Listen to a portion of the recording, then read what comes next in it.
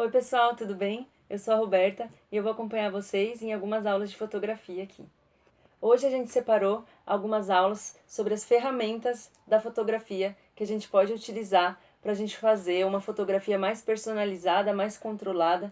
Como a gente conversou pessoalmente, a ideia era fazer essas aulas presencialmente, então utilizar a câmera semi-profissional nas aulas para a gente conseguir identificar melhor essas ferramentas. Como isso não é possível, hoje a aula vai ser nessa câmera semi-profissional para vocês conseguirem visualizar melhor as funções das ferramentas. E aí no nosso encontro do dia 1º de abril, a gente vai fazer essas ferramentas dentro de alguns aplicativos de celular na câmera do celular de vocês. A gente vai começar falando sobre o obturador.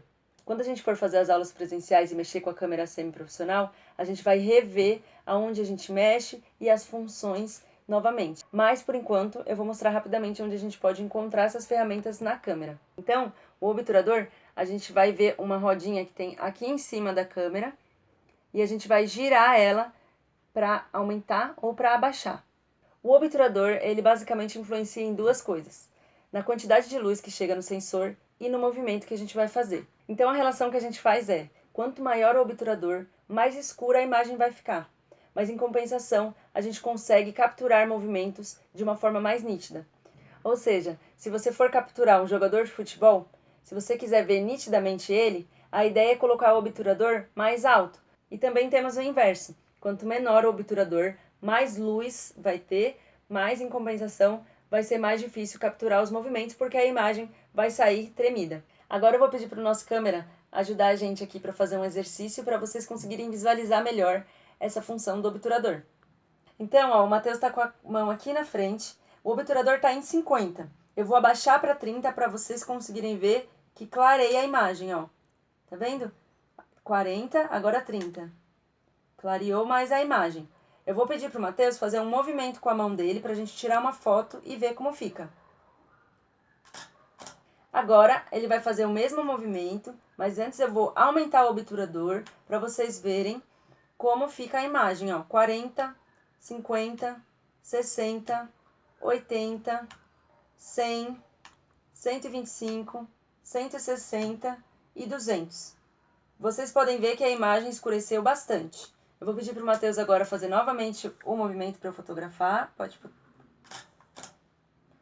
E aí, vocês vão ver a diferença entre as duas fotos. A primeira, o obturador estava bem baixo, em 30. Então, a imagem saiu tremida, mas em compensação estava com mais iluminação. A outra imagem, ela ficou um obturador em 200. Ela estava mais escura e vocês podem ver que ela conseguiu capturar melhor a mão dele sem estar muito tremida a imagem. Mas ao mesmo tempo vocês podem ver que essa imagem ficou escura. E aí então a gente vai falar sobre a segunda ferramenta da apostila de vocês, que se chama ISO. O ISO é a luminosidade digital, ou seja, quanto maior o ISO, mais clara fica a imagem. Nesse caso, por exemplo, da gente fotografar a mão do Matheus com o obturador alto, a imagem ficou escura.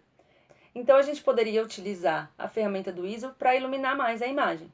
A gente só tem que tomar cuidado porque quanto maior o ISO, mais ruídos ficam na imagem. Então a qualidade fica pior. O ISO, aqui nessa câmera, a gente vai ver escrito ISO aqui em cima e vai apertar o botãozinho dele e vai selecionar qual é o número do ISO que a gente quer. Então agora eu vou pedir novamente para o Matheus fazer o mesmo exercício com a mão, para vocês verem a diferença com o ISO em 1600. Lembrando que o obturador ainda está em 200 e antes a imagem estava mais escura. Isso. Agora o Matheus vai movimentar as mãos dele e a gente vai fotografar. Com essa nova fotografia, então, a gente pode ver a função do ISO e vai lembrar que é importante pensar sempre se vamos aumentá-lo, porque ele pode comprometer na qualidade da imagem se esse aumento for muito grande. Agora a gente vai falar sobre a terceira ferramenta que a gente pode encontrar na nossa apostila, que se chama balanço de branco. A gente pode encontrar muitas vezes também esse nome em inglês, que se chama White Balance, ou então a sua sigla WB. O balanço de branco, então, refere-se ao balanço de cores da imagem. A gente pode utilizar ele, por exemplo, se a gente vai fotografar e a gente vê que a imagem que está na nossa câmera não está parecida com as cores do local. E aí a gente pode configurar o balanço de branco a partir de presets ou pré-definições, que é como a gente vai fazer nos aplicativos do celular, ou então, na câmera, a gente consegue configurar manualmente. Para fazer isso, a gente tira a fotografia, por exemplo, de uma folha em branco.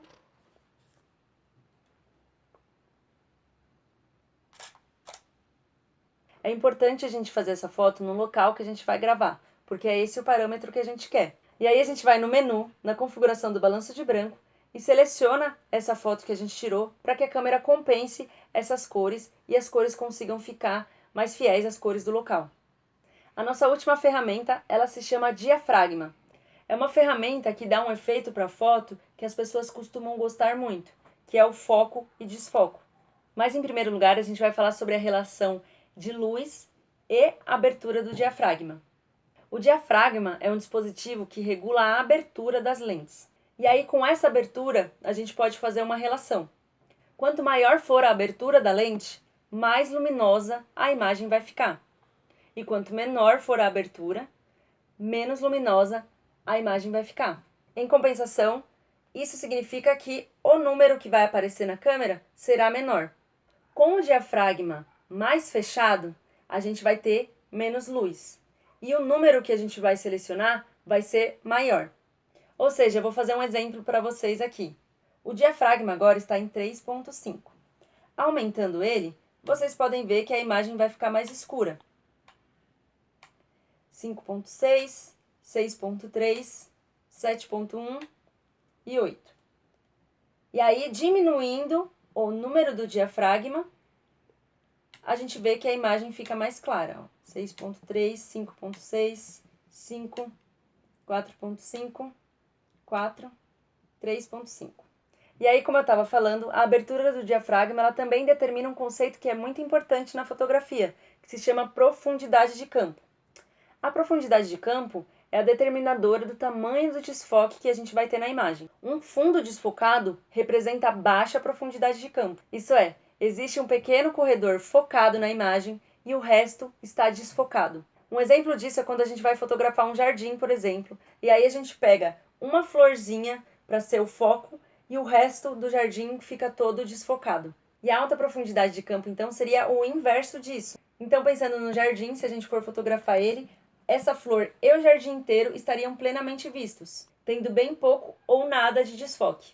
O diafragma, aqui na câmera semiprofissional, a gente vai regular ele num botãozinho que está escrito AV aqui, clicar nele e aí rodar a rodinha do obturador para diminuir ele ou aumentar. Bom, gente, as ferramentas que a gente queria apresentar são essas. A gente pode ver que mais de uma pode mexer na iluminação. Então, é importante a gente conhecer elas para a gente conseguir compensar. Como, por exemplo, como eu fiz na hora da fotografia da mão do Matheus. Eu compensei com o ISO uma imagem que estava muito escura, porque eu queria usar o obturador alto para conseguir fotografar melhor o movimento das mãos dele. Então, nesse primeiro vídeo, a gente viu essas ferramentas na câmera semiprofissional, manualmente, porque é mais fácil de visualizar. Os aplicativos que a gente vai utilizar no nosso celular, eles têm uma limitação, mas eles são uma boa introdução para os nossos conteúdos. Bom, gente, é isso. A gente está mandando para vocês o vídeo e a apostila e os nomes dos aplicativos.